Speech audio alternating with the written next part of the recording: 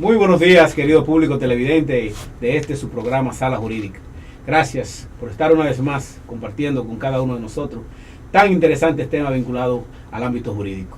Como siempre, me acompaña nuestra queridísima, la doctora Elsa de la Cruz. ¿Qué tal, Elsa? ¿Cómo te sientes? Buen día, Richard, aquí, encantada. Un placer estar de nuevo con todos los televidentes y con un invitado tan especial como el día de hoy tenemos.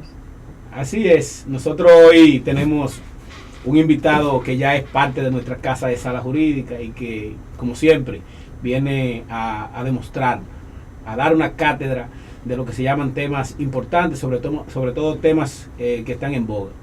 Hoy tenemos la obligación de llevarle a cada uno de nuestro público un tema que está haciendo mucho peso. Y se trata del tema de lavado, la ley de lavado de activos. Y con nuestros participantes del día de hoy vamos a hacer el análisis de la ley de lavado de activos en la República Dominicana. Con nosotros se encuentra con mucha gala el doctor Nelson Rudy Castillo Ogando. Muy buenos días, doctor. ¿Cómo se siente? Gracias, muy bien.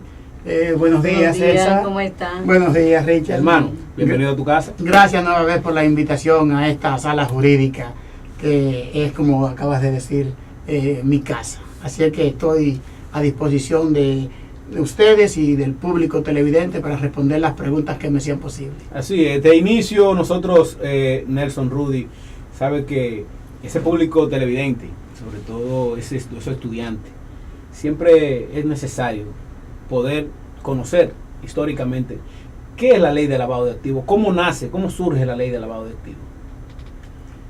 Qué bueno que tú me haces la pregunta y qué bueno que mencionas a los estudiantes, porque tengo el conocimiento de un profesor que convierte este espacio de sala jurídica en un podium académico e invita a sus alumnos a que vean el programa para ellos enterarse de lo que pasa en el mundo jurídico. Sí.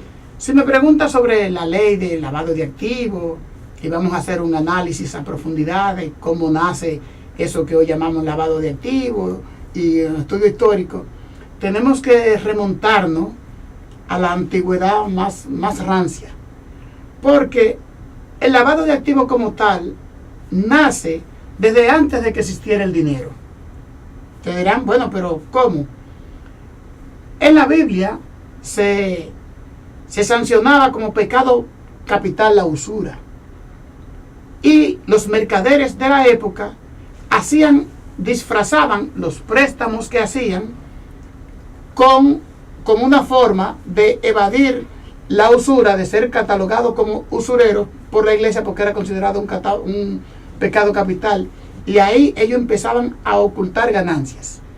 Así nace muy antiguamente eso que pudiéramos llamar lavado de activos. Pero en la zona del Caribe, nuestra isla, aunque parezca mentira, tiene un rol protagónico en eso que es lavado de activos, y le explico.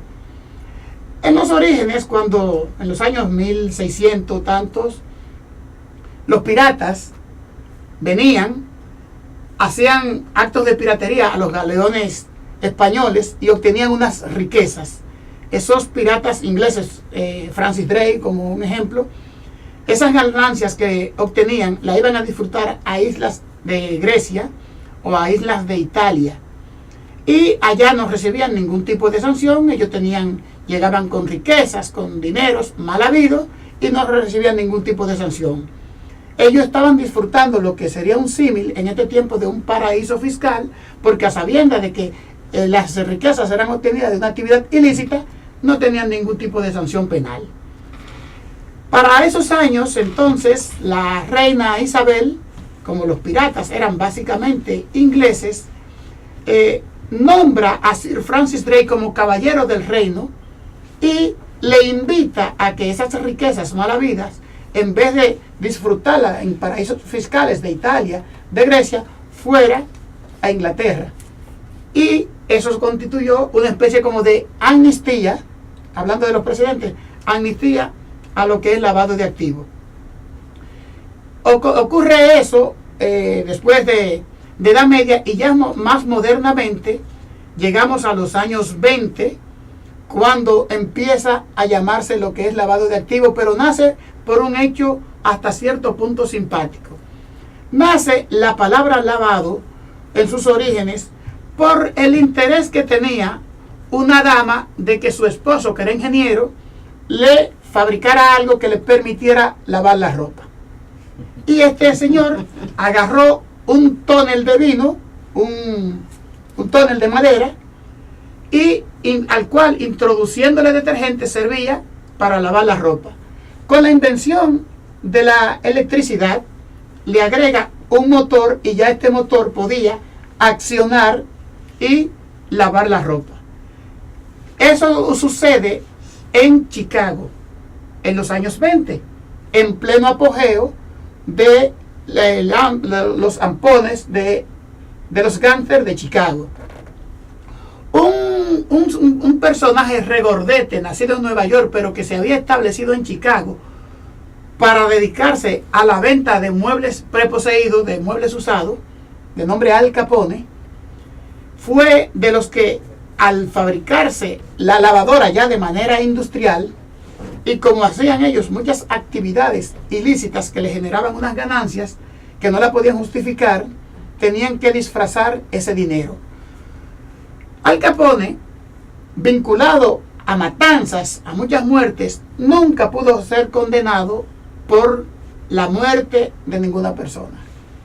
Pero le alcanzó el brazo fiscal del Ministerio de Hacienda y fue hecho preso por evasión de impuestos, condenado a 11 años de prisión y a una multa equivalente a unos $50,000 en la época. Otros gángsters, preocupados por eso, porque ya iban a ocultarse no solamente del brazo de la ley, de la persecución policial, por las actividades ilícitas que hacían de contrabando. Recordamos que para ese tiempo estaba en vigencia la ley Volstead, que es la ley seca, el contrabando de whisky, de alcoholes, la prostitución, los casinos de juego, todas esas actividades ilícitas que le generaban un dinero. Al ellos encontrarse preocupados por eso, Lucky Luciano, un gángster de origen italiano, pero norteamericano, y otro judío también vinculado a la mafia, generaron una idea que ellos tenían que invertir el dinero en algo que le permitiera justificar las ganancias que tenían. Y como recién se acababan de inventar las lavadoras, invirtieron en la compra de máquinas lavadoras, las cuales la colocaban en diferentes lugares e iban los ciudadanos con dinero efectivo a accionar la máquina para lavar su ropa, y eso generaba una ganancia limpia. De ahí, cuando Elliot Ness, que fue el que se encargó de perseguirlo, empezaron a acuñar el término de que se estaba haciendo lavado de manera genérica, porque el dinero lo estaban disfrazando con eso. Avanza en el tiempo, ya en los años 70, en pleno apogeo de los cárteles de la droga, en los años 80 en Colombia, es hecho preso un narcotraficante colombiano y fue extraditado hacia Estados Unidos porque él no podía justificar las ganancias que tenía. Cuando está en los Estados Unidos, lo someten a un juicio en el año 82, para ser exacto, y es donde por primera vez se utiliza el término de lavado en términos judiciales, porque el primer ciudadano del mundo acusado de lavado de activos fue ese narcotraficante colombiano. Pero en esos años 80, principios de los 90, empiezan a generarse porque hay un amplio apogeo de la droga y están inyectando capitales frescos al sistema financiero sin ningún tipo de justificación. Eso ya da la alarma a los países más importantes económicamente del mundo, y estos constituidos en el grupo G7, que son Estados Unidos o Francia, Alemania, Inglaterra, Japón, China y China, me parece, que ya luego después se constituyeron en el grupo G8, se reúnen a principios de los años, a finales de los años 80, 89 para ser exacto, y gestan la idea de crear un organismo supranacional que interviniera para regular esos dineros que se estaban introduciendo a los sistemas financieros. Ahí nace el Grupo de Acción Financiera Internacional.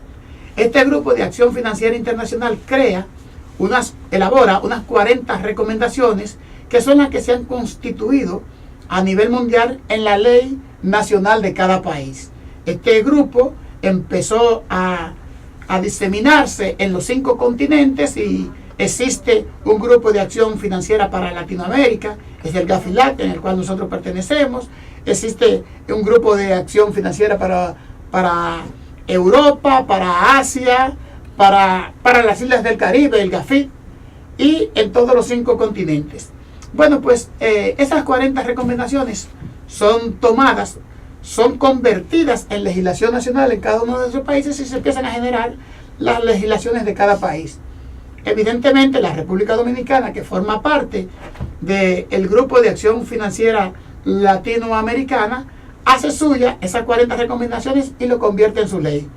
Pero antes de la ley 155, que es la ley actual sobre lavado de activos, habían unos precedentes que nacieron en la ley 5088 sobre drogas y sustancias controladas, donde se sancionaba lo que es lavado de activos.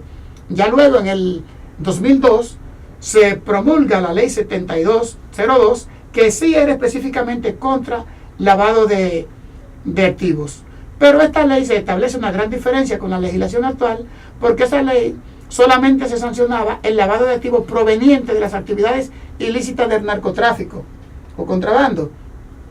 Ya la ley 155 adiciona 38 nuevas infracciones determinantes y tú puedes ser acusado y condenado por lavado de activos cuando tú haces cualquier actividad ilícita de las indicadas en la ley, contrabando, por delito del medio ambiente, por blanqueo de capitales y droga, ni se diga. Son 38 infracciones determinantes que indica la ley. Pero el legislador, que siempre es muy sabio, para cubrir cualquier infracción que se le haya podido quedar, al final indica que también puede ser pasible de ser sancionado como lavador de activos cuando cometa cualquier infracción precedente que sea sancionada con una infracción grave de 3 años. Es decir, cualquier ciudadano, independientemente de que, como señala la ley, pueda ser un sujeto obligado financiero o no financiero, pueda ser acusado de lavado de activos, porque existen también unos verbos rectores que te obligan, y cuando tú estás involucrado en transportar, ocultar cualquier ganancia ilícita para hacerla aparentar como lícita, ese es un delito precedente de lo que es el lavado de activos. Aparte de que, como delito más grave aún, nuestra ley establece en el artículo 6 que el lavado de activos es un delito independientemente de cualquier otro delito. Y si tú tienes, por ejemplo, una suma indeterminada de dinero y eres detenido y no puedes justificar la proveniencia de ese dinero, independientemente de que no se te haya probado que tú cometiste una infracción precedente, te pueden acusar por lavado de activos. Así que la ley sobre lavado de activos es bastante rigurosa, pero es una ley que la tenemos en nuestro país y lo tenemos en más de 170 países diferentes del mundo. En nuestro programa tenemos hoy la oportunidad de tener a un maestro, un erudito del derecho dominicano, sobre todo un especialista en esta ley 155 sobre lavado de activos. Nelson Rudy Castillo Ogando, quien compartirá en el próximo capítulo ya lo que es la introducción de la ley 155 en República Dominicana y aquellas 38 capítulos de lo que trata esta. Luego de la pausa estaremos con ustedes.